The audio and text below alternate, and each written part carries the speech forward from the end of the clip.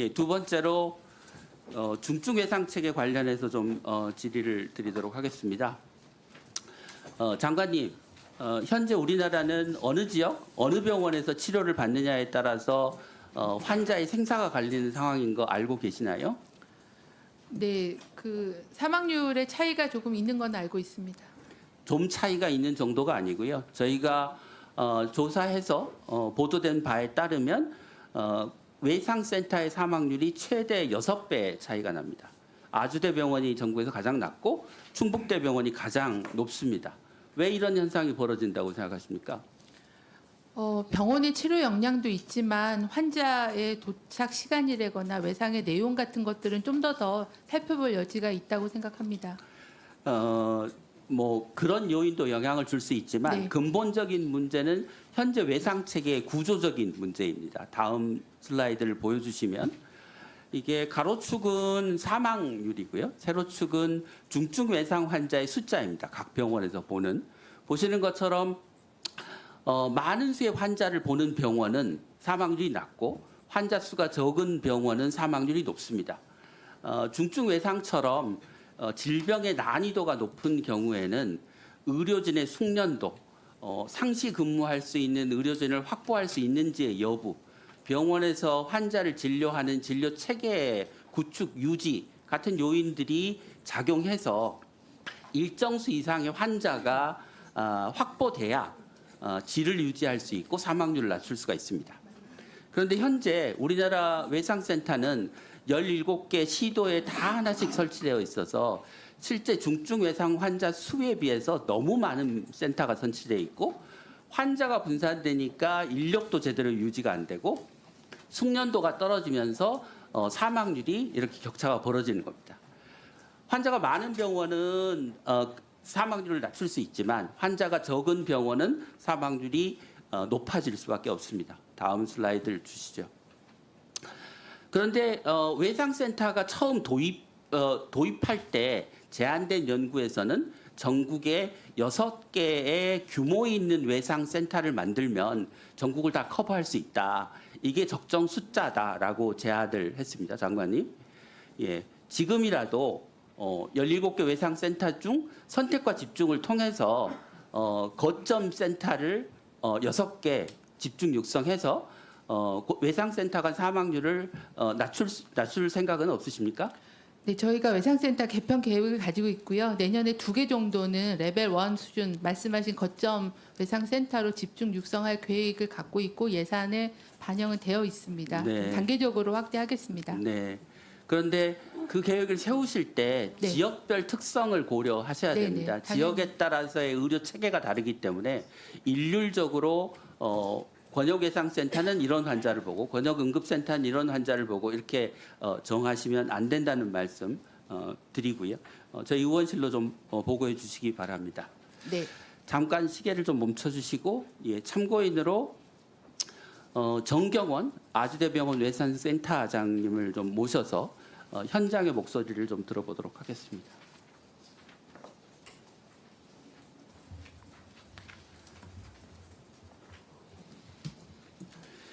예, 정경원 센터장님 먼저 대한민국에서 가장 좋은 외상센터를 운영해주고 계신 데에 대해서 감사의 말씀을 드립니다. 그렇지만 외상센터를 운영하는데 많은 어려움을 겪고 계신 것으로 알고 있는데 현장에서 느끼는 문제점과 정부에 바라는 개선 사항에 대해서 좀 말씀을 해주시고 거기에 대해서 장관님께서 좀 짧게 답변을 해주시면 감사하겠습니다. 네, 그 말씀하신 대로 2012년에 전국에 17개 권역외상센터를 국가에서 지정했을 때 전국의 시도 단위로 17개 지정이 되었었습니다.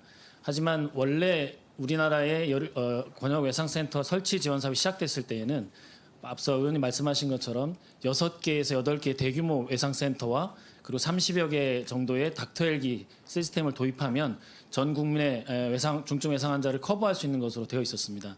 하지만 그게 어떤 이유에서인지 17개로 나눠져서 소규모의 외상센터가 선정이 되고 배치가 되는 바람에 지금 전국에 있는 17개 외상센터 중에 어느 곳은 환자가 너무 많이 몰려서 과부하로 또 그렇지 않은 곳은 인력난, 운영난으로 지금 어려움을 겪고 있습니다. 그래서 그럼에도 그런 문제점들을 저희가 초기부터 계속 지적하고 말씀을 드려왔는데 그래서 정부에서는 2013년도에 다시 권역외상센터 설치 지원 사업을 새롭게 말씀하시면서 2015년 정도 이후에 다시 재편하겠다는 말씀들을 하셨습니다. 정부에서. 하지만 그 이후에 지금 10여 년이 흘렀지만 이러한 과정들이 진행되지 않고 있다는 점 말씀드립니다. 사실 제가 여기서 문제점들 개선할 점들을 열거하자면 아마 시간이 부족할 것입니다. 그래서 짧게 말씀을 드리면 지금 그런 상황임에도 불구하고 아주대병원 같은 경우는 자체 기관의 노력과 그 지원과 함께 경기도 지자체와 함께 그리고 경기도 지역의 지역 소방 구조 구급대 그리고 지역에 있는 응급의료기관들과 함께 나름대로의 지역 맞춤형 외상 체계를 구축하고 앞서 보신 바와 같이 그런 많은 중증 외상 환자를 치료하면서도 좋은 치료 성적을 유지하고 있겠습니다. 그래서 향후에 외상 체계를 개편할 때에 아주대병원 경기도의 그 모델을 좀 참고하셔서 진행을 해주셨으면 좋겠고 한 가지 더 말씀드리는 것은 현장에서 일하는 우리 의료진들은 현장에서 외상 체계를 지금 지탱하고 있는 우리 의료진들은 굉장히 많이 지쳐 있고 힘들어하고 있다는 점들을 말씀을 드립니다. 골든 타임, 골든 아워를 외상 환자 치료할 때 말씀을 드리는데 각각의 환자에게도 골든 타임, 골든 아워 중요하지만 전체적으로 지역 외상 체계 그리고 국가적인 외상 체계에 있어서도 지금 굉장히 시간적인 그런 문제가 있다고 생각을 합니다.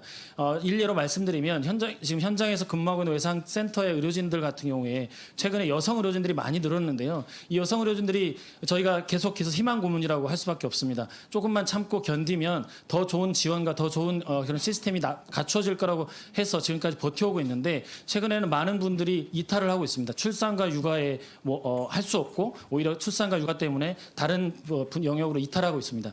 지난 코로나와 의정 갈등을 겪으면서도 저희는 이 과정에서도 어쨌든 의료진들을 격려해가면서 지금 버텨왔는데 이제 이 이탈이 좀 가속화되고 있고 여러 가지로 좀 어려움에 직면하고 있습니다. 그래서 많은 그런 개선점들이 있겠지만 그거에 앞서서 한 가지 원칙으로 말씀드리자면 현장의 어려움들은 좀 들어주시고 좀 신속하게 대응을 해주셨으면 좋겠습니다. 그동안에 이 외상센터를 관련해서 담당해 주셨던 주무부처가 여러 번 변경이 있었습니다. 소속 변경이 있었고 관련 공무원들도 많이 변경이 바뀐 부분들이 있었습니다. 이런 부분들이 현장에서 저희가 너무나도 좀 어려운 부분들이 있습니다. 그래서 이런 점들을 고려하셔서 좀 신속하게 일관된 정책으로 좀 진행을 해주셨으면 감사하겠습니다. 이상입니다.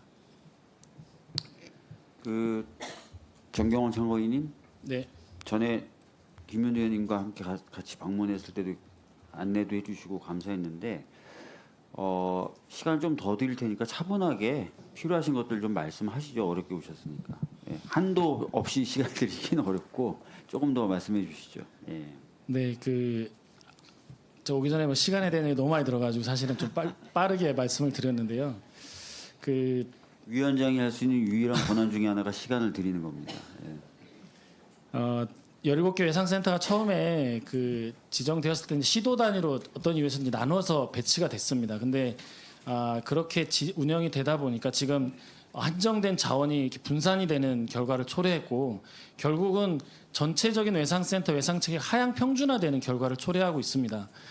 그런 상황을 저희는 계속 지속적으로 얘기를 드렸는데 사실 현장의 목소리가 사실 좀 닿지 않는 부분이 있는 것 같고 또 정권이 바뀔 때마다 혹은 담당 공무원들이 바뀌거나 여러 이제 이유 때문에 조금 혼선들이 계속 되어지면서 현장에서는 사실 버텨왔다는 표현이 맞을 것 같습니다. 근데 선진국의 여러 것들을 저희가 여러 선진 체계들을 공부하고 벤치마킹해서 이 외상 체계를 지금 만들어가고 있는데 여러 선진국들의 그 외상 체계들을 보면 사실 현장의 목소리 그리고 데이터에 근거해서 환자 발생 규모와 그리고 지역에 있는 이송 체계들을 고려해서 그 지역에 맞는 외상센터 배치 선정 그리고 그 이후에 질 관리와 평가들을 통해서 질 관리와 관리 감독 체계를 통해서 이 외상 체계들을 공고히 하고 있습니다. 그래야 했을 때 지금 현재 이미 늦었다고 볼 수 있겠습니다. 빠른 재편이 필요하다고 생각합니다. 그래서 좀 현장의 데이터들이나 이런 것들이 축적되어 있는 부분들이 있으니까 평가를 통해서 다시금 어떻게 외상센터를 배치하고 그리고 여기에 더해서 제가 시간 관계에서 말씀 못 드렸는데 저희 닥터 헬기 이송 시스템도 사실은 이 외상 체계와 같이 가야 되고 그렇게 진행이 되어온 바가 있지만 지금 닥터 헬기 시스템이 도입된 지 15년 가까이 흘렀는데도 사실 많은 부분들에 있어서 좀 미비한 점들이 있고 좀 재편이 필요한 부분들이 있습니다. 그래서 이런 부분들을 좀 같이 묶어서 좀 당연하지만 이송 체계와 그리고 응급의료 체계 그리고 이 부분은 몇몇 의료진이나 몇몇 병원에서 할 수 있는 일이 결코 아닙니다. 선진국의 사례들을 보더라도 국가의 개입이 필요하고 공공의료 그리고 최근 가장 이슈가 되고 있는 우리 의료계의 화두인 지역 필수의료 그리고 중증의료, 응급의료와 뗄래야 뗄 수 없는 가장 중요한 하도라고 생각합니다. 그래서 이런 부분들을 반대로 잘 구축을 하고 확립을 하면 이게 모델이 돼서 다른 중증의료, 필수의료의 그런 문제점들을 이러한 외상 체계를 통해서 풀 수 있을 거라고 저는 생각을 하고 있습니다. 네, 말씀 기회 주셔서 감사드립니다.